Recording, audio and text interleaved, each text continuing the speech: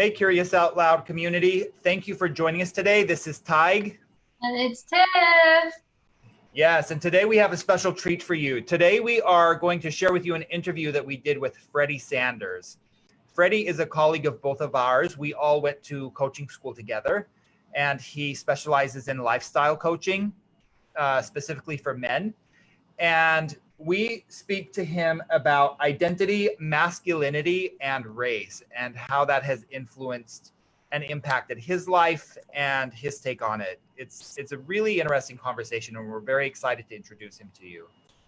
Yeah, I had a great relationship with Freddy during the training, and to watch him grow and to see him where he is now is really amazing. So the gift that he gave me in this interview was a lot of insight on the perceptions that I might have had about someone going through a certain experience, and him being like, no, this was my experience. I actually, experienced this as joyous and as loving and so it was interesting to me to actually to see from his perspective what life is like. And sometimes I can assume that life is harder than it actually is, but I think he's going to shed some light on his mindset and the positivity that he brings into his life about him. So I'm really excited for you to hear Freddy's gifts.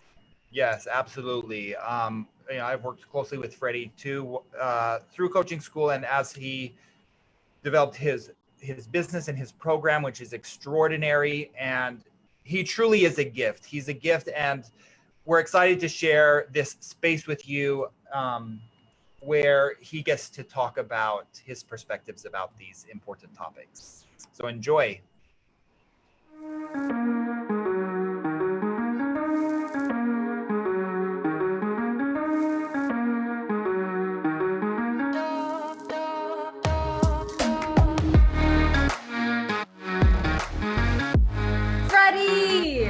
Tiff!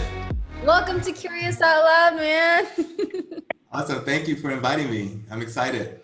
Thank you for being here. I just want to let everyone know how we all know each other. And Freddy and Tig and I were in coaching school together. We recently just graduated. And Freddy and I have had many conversations about topics of masculinity and femininity and what that meant to him. And I just found him so insightful in how you approach situations or how you approach the topics. So I'm excited for everyone to hear about that. But what I'd love to hear is what was most interesting to you when presented with the opportunity to come and speak at Curious Out Loud? What stood out to you the most? Well, I think it's really important that we have these types of conversations within the LGBTQIA plus, whatever all the letters are. I think it's important that we have these types of conversations and that we begin to elevate the conversation around certain issues that we experience within the community. So I was really excited when I got the invitation to come here to be able to contribute and express my views and be able to articulate as best I can, what my worldview is around certain things and my experiences, even being a part of this universe, as I like to call it.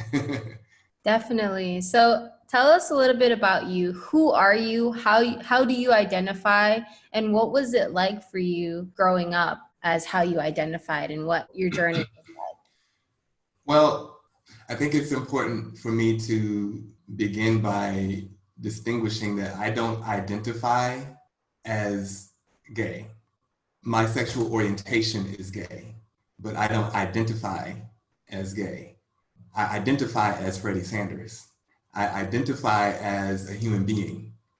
But I think if I view myself if I view my identity through only the lens of my sexuality, I feel that's a bit reductive because I'm so much more than that. And there's so much more that I want the world to know about me and about who I am than just that.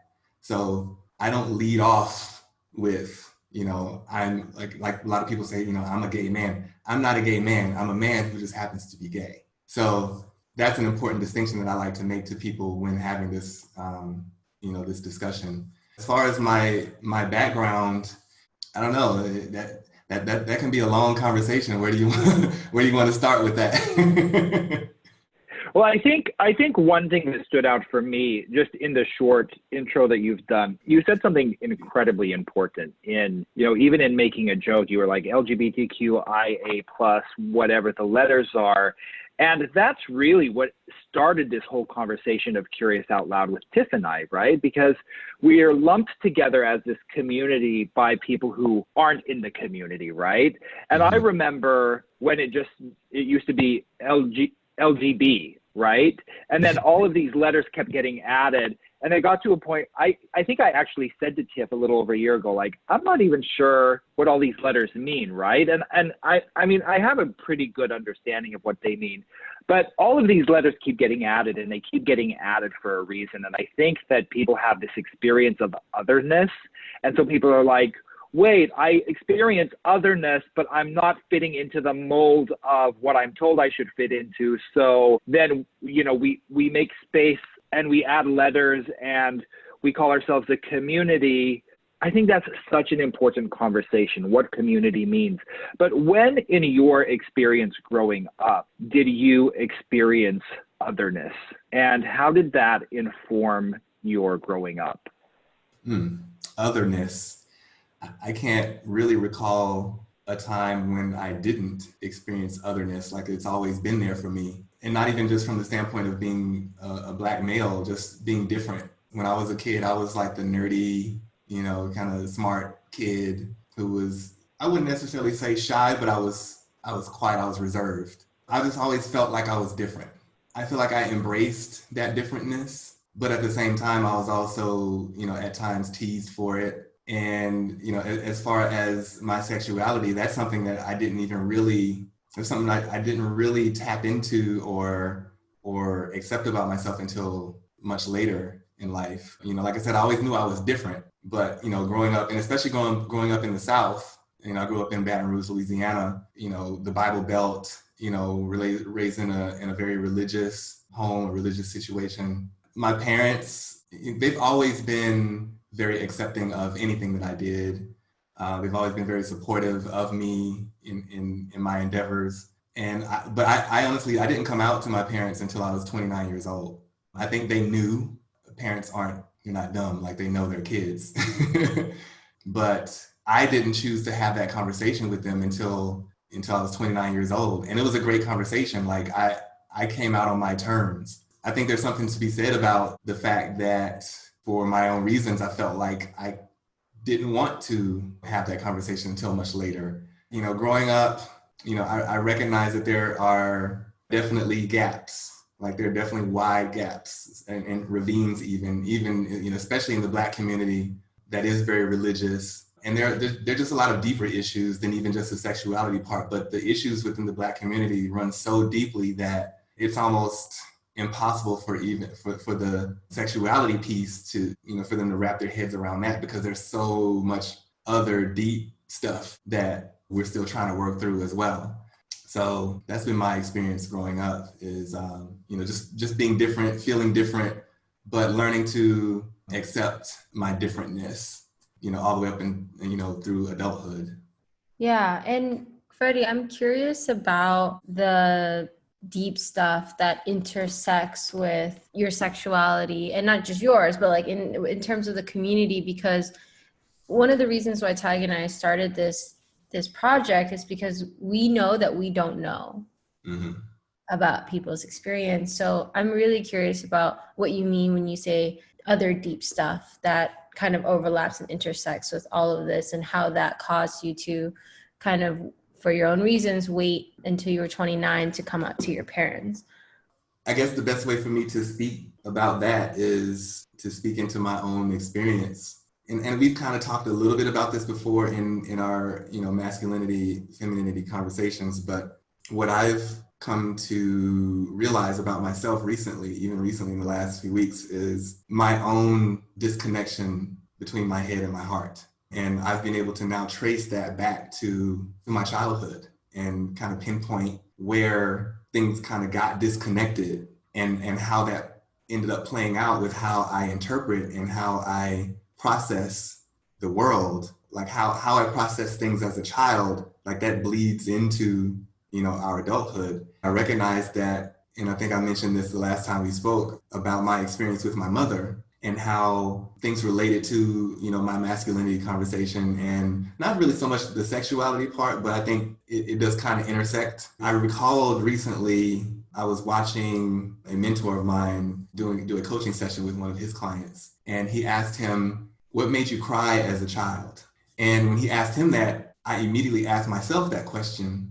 It immediately took me back to something that I just completely repressed, like a memory that I had completely repressed about my own experience with my mother, where I remember crying a lot as a kid, like between the ages of like 3 and 7, but I don't remember the exact reasons why I was crying. But what I do remember is that when I would cry, in her efforts to try to get me to stop crying, she would tease me or shame me or, call me names, say, you're just being a crybaby, or you're being a titty baby, or, you're being this, you're being that, instead of inquiring, why are you crying? There was an assumption made that, I was just crying for no reason, when I know now that, what makes me cry even to this day is something that connects me deeply to my heart. My takeaway from that realization now is that our brains are designed to protect ourselves. When my mother would tease me and shame me, I immediately as a child interpreted that as, okay, I need to protect myself from being teased and from being shamed. So how do I do that? Well, if I'm crying, then she wants me to stop crying. The way to protect myself from being teased is to not cry. So in order to not cry, I need to shut off whatever it is that's making me cry. I began to shut down my heart space because that's what was making me cry. And then growing into my adulthood, I got into this pattern, this pathology of staying in my headspace, even in my creativity, operating from my headspace, creating a problem that needed to be solved as opposed to tapping into my heart and creating from a, raw, innovative imagination space. So when I talk about deeper issues, that's kind of what I'm talking about, like how, especially in Black community, how our parents were raised and, reared and disciplined. It affects how we interpret things and how we, it affects our worldview even into our adulthood in ways that we may not even be fully aware of unless we really explore and address it. How much of that do you think comes from a pattern of survival that has to do with the history of Blackness in this country? Oh God, I mean that's another deep issue. Yeah, I think that's everything. Like we in the especially Black men in this country, we are wired for not only survival but of avoiding suffering. We're taught to and conditioned to avoid suffering, not to thrive. Like that's what we're wired for. So getting us to think differently or have a different worldview just on a broader scale, within the Black community is very difficult. Within the Black community, it's rough, and then add on top of that, let me backtrack a little bit. So the issues of slavery still, like the residualness of that whole thing, it still exists today. Add on top of that, religion. When I think of race, religion, politics, these are all constructs that were created to control, divide, and shrink those who are different than us. I think the religious piece it saddens me, when I think about it, because I have conversations with men all the time, men and women, but, I do a lot of work with men, and, I hear some of the language that they use, and it's so, they completely absolve themselves of any, responsibility for their own lives. And it's almost like they're brainwashed. We can't even think for ourselves. We can't, we don't even question it. if we're questioning, then we're doubting, or we don't have faith. Well, it's just a much deeper thing that it's really difficult to kind of permeate a lot of times, and it's a lot. Yeah, definitely. I mean, I hear you use the word and the term community, and what does community mean to you in terms of, you speak about the Black community and there's also the LGBTQIA community. Mm-hmm. What do those communities mean for you? That's a great question. I actually did a podcast about this last year. It was all about community in my worldview about community. And I think that the word community is sometimes a misnomer. I think that it's sort of a blanket term that we use. When I think community, I think inclusiveness, and I think standing for and striving for a cause that's bigger than the individuals that comprise the group. When I think about the state of both communities, the Black community, the LGBTQ community, and I would even add, the church or religious faith community, when I see the divisiveness and the disconnection within these groups, I don't see community. I see organizations that may be striving for community, but they're not quite there yet. That's why I refer to the LGBTQ as the LGBTQ universe, because Right. not quite community, and I think it just kind of goes back to this sense of belonging versus fitting in. And I feel like real community, we belong to each other. We don't have to try to do things to fit in and fall into the trap of trying to fit in if we're really truly community. I think that you're touching on something super important. And you've spoken to us a little bit about how your sexuality intersected with your experience of Blackness, or your experience as a man of color in the United States. How would you say the opposite is? How has your experience as a man of color intersected with your experience with the LGBTQIA community, or within this community? Has that been different for you? And how would you describe that? I mean, I don't know how different it has been from anyone else's. I don't really have anything to compare it to, because I've always considered myself to be someone who's open. Like I've never closed myself off to any other races, as far as dating or anything like that. But my experience has been that the race issue, the race construct, like I experience it all the time within the LGBTQ community. Even on like social platforms, I'll see guys, say, no this, no Asians, no Blacks, no this, no that. And I get it. Like if that's a preferential thing, that's fine. But like I said, I've always prided myself on being open and at least having a conversation, and I think that goes back to the whole leading off with sexuality. And I have been guilty of it in the past as well. But what I have learned to practice is when I approach people to try to connect with people, I don't approach people as potential love interests. I approach people as human beings, because I think that's the problem. As a community, in the gay community or the LGBTQ community, because we're so, sexuality centric, like everything just sort of like begins with that.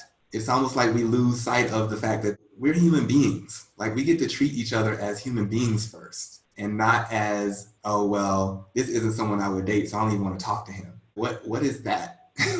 Yeah, so I'll tell you honestly, it's something that completely blew my mind when I experienced it. When I experienced this race dynamic within the community, it almost seems to me, and correct me if I'm wrong, but to me it seems like it's magnified within the community. Oh, and yeah. It blows my mind because, when I was very young and naive, I was like, oh my God, we're so discriminated against as a community. Why would we, within the community, create all of this discrimination? But it is so prevalent. And you said something really interesting about seeing guys that say, no this, no that. And then they'll actually justify it and say, it's just a preference. At what point do we stop justifying racism or discrimination as preference? You know, I could make anything sound like a preference, but it's still a discrimination in the end, right?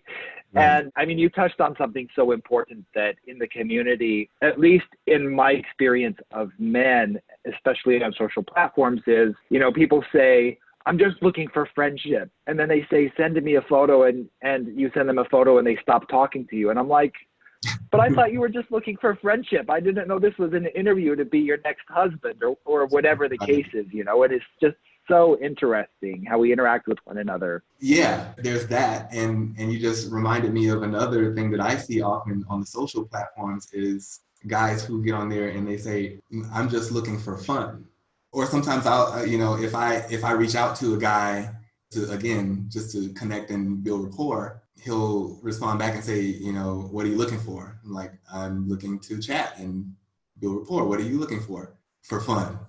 Like, okay, so what you want to go to Six Flags, or what does that mean? What does fun mean? And what I've learned is that and what I've learned is that most men, again, because we're leading off with sexuality and not our humanness, we treat each other as objects. We treat each other as like we're not looking for real connection and real relationships where, you know, with people who will edify us. We're not looking for edification. We're looking for entertainment. And it's just like, what happened to us to where we can't even have a conversation of just a like, it didn't even have to be a deep conversation. It would be nice. I like deep conversations.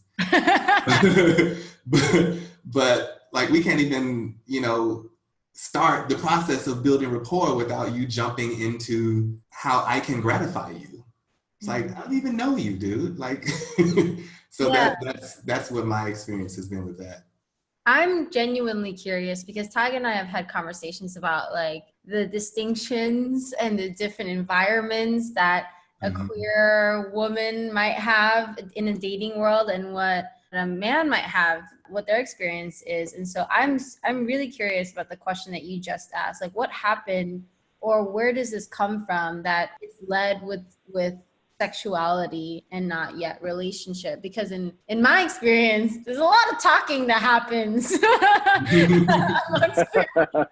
Like a lot, like we really get into it. So I don't know that world. Like it doesn't, I'm not there. So I am really curious about what your worldview is on why the dynamic is the way that it is in the dating world.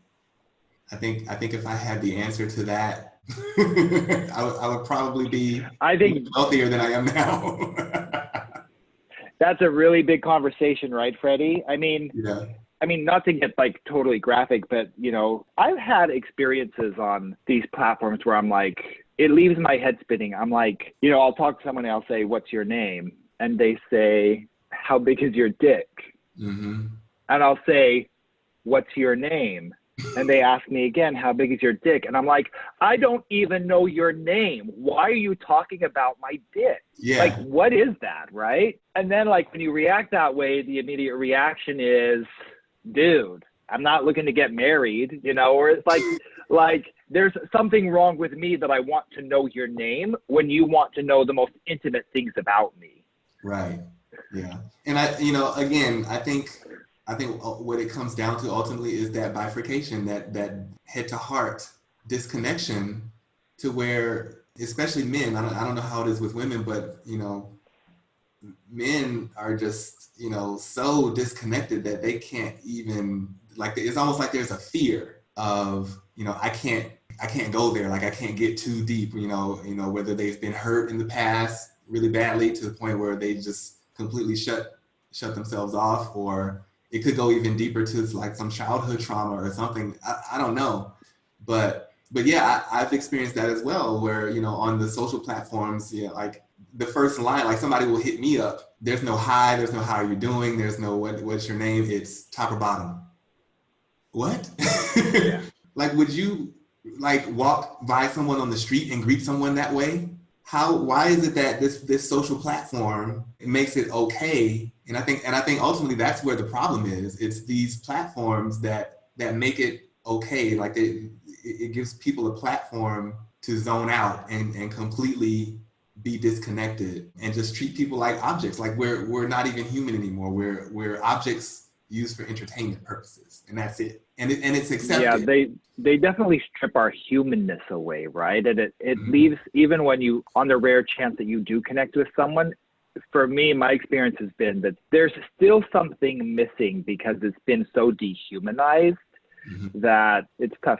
How much of that do you attribute to what we learn about masculinity and what we learn about what it means to be a man within our society? I think it has a lot to do with that, with what we are conditioned to believe and limiting beliefs about what it is to be a man and how that shows up even as kids. How the toys that are marketed to us. The girls' toys are like really super pink and bubbly and fairies and this, and then guys is just like camouflage and guns and muscles and and like really aggressive. And I think a lot of that plays into how we're conditioned and how we interpret. At the end of the day, it's all about interpretation. I think we get to take a closer look into why it is we interpret. And I don't think that's done enough. And I think that's the problem. Like a lot of the things that I'm experiencing now with tapping into my heart space and really getting clear about who I am in my heart, like what my heart identity is.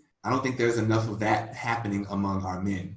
And like you said, going back to the, masculinity conversation, it's become taboo. Like it's not okay. It's not manly enough. It's not masculine enough for us to be heartful and to be in our heart space and to express emotion or to express what's in our hearts or to cry. Like it's not okay for men to cry.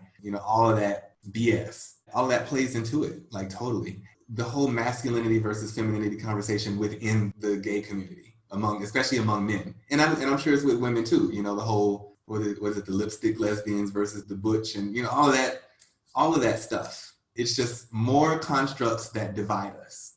Like I see on the platforms, men talking about mask only, MASC, masculine only. I've had guys ask me on these platforms, are you masculine? And I'm like, what does that mean? What do you mean by that? Are you asking me if I'm a thug? If that's the case, then absolutely not. What is that? What does masculinity even mean for you to ask me that? And I think this is the real issue. It's a worthiness conversation. There's always this not enoughness. We place so many labels and judgments on ourselves. It's just a metric that we use to further judge and divide. And it leaves people always feeling like we're not enough. I'm not masculine enough. I'm not feminine enough. And the skewed view of what masculinity even is, it's a rejection of everything that's feminine. To me, that's what toxic masculinity is rooted in. It's the rejection of anything feminine. I think also on an even deeper level, it's a rejection of true authenticity, right? Like one thing that I've come to learn and one thing that I've noticed on these platforms is when you come across a profile that has this list, and we've all seen them, right? Like they have these lists of all the things they will not accept. I don't accept this. I don't accept this. I don't accept this. I don't accept this. And really what it turns out to be is a list of things that they don't accept about themselves. Yeah. More than anything. Yeah.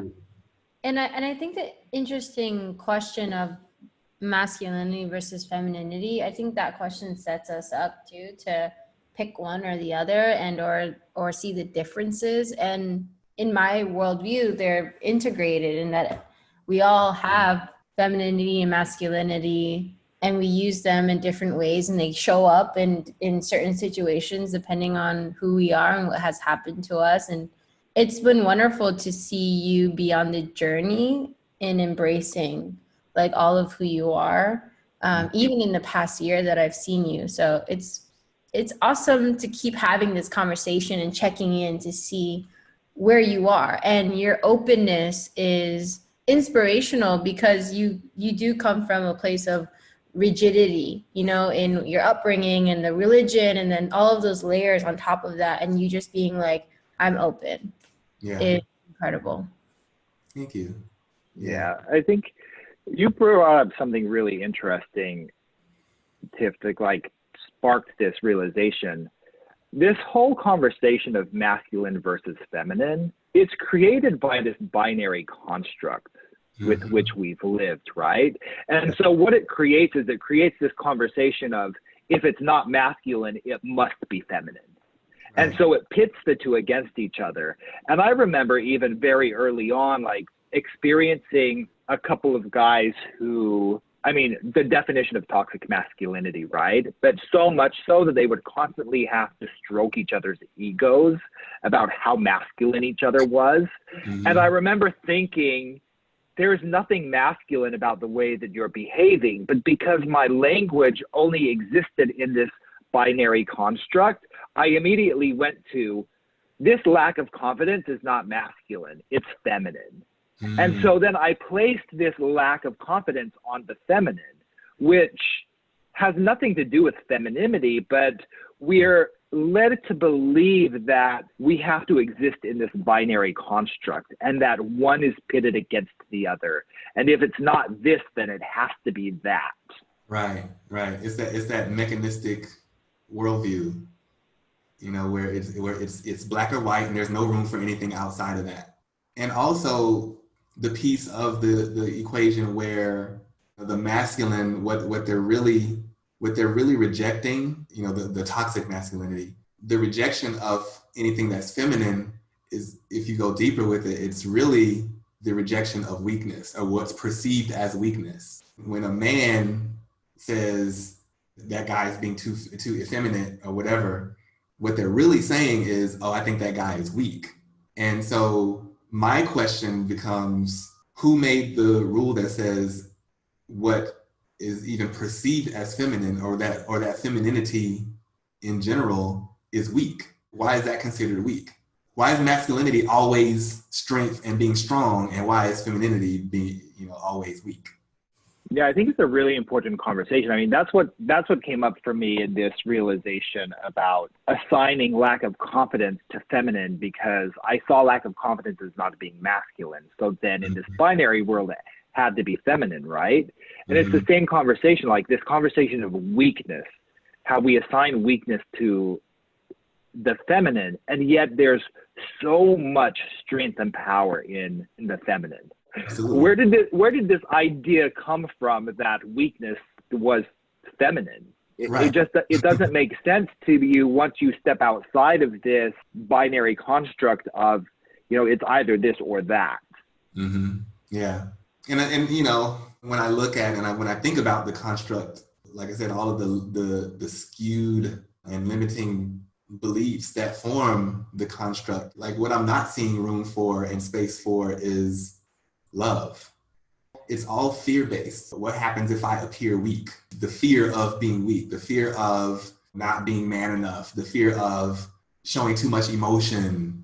When did it become the default for us to fear our own hearts and to reject our own hearts? And I think that's the real issue, is especially with our young boys, and who eventually, you know, grow up to be men. At what point do we make it okay for our young boys to reject their hearts? Because that's what I'm experiencing now with my journey, is I realize now the point where I began to reject my own heart. It has affected how I interpret and how I process my life.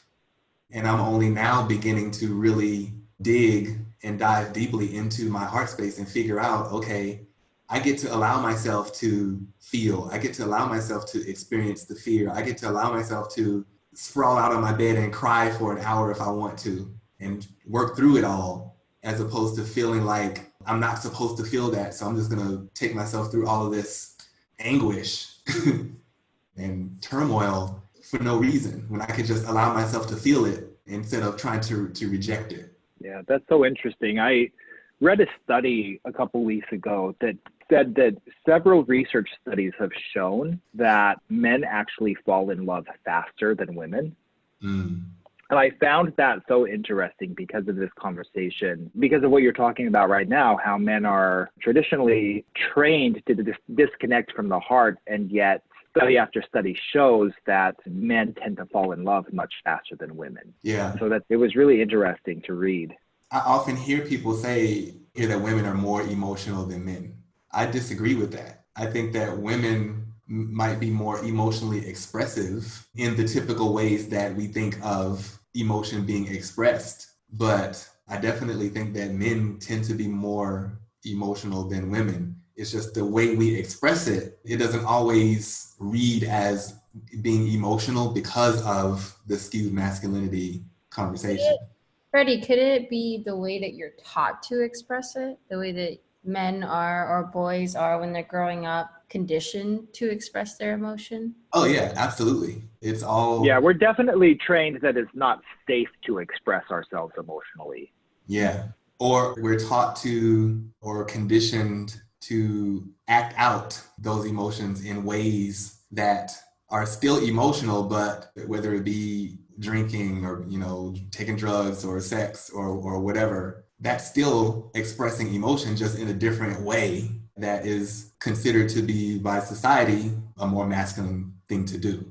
I love this conversation. Yeah, this is such an important conversation. I think the conversation of masculinity and femininity and how we express masculinity in a way that's authentic and healthy, I think is so important, especially considering where we are culturally these days and how we seem to be so split within our culture and our society these days. And I think a lot of it is led by these ideas of what it means to be masculine. Yeah.